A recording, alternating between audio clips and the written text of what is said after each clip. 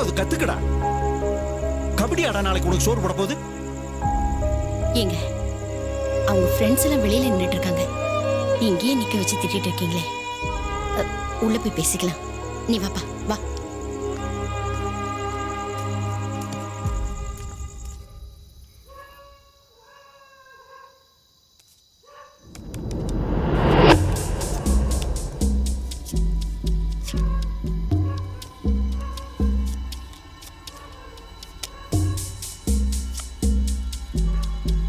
அண்ணே நானும் பார்த்துட்டே இருக்கேன், டெய்லி இந்த நாய் இந்த நேரத்தில் விடாமல் குலைச்சிட்டே இருக்குண்ணே.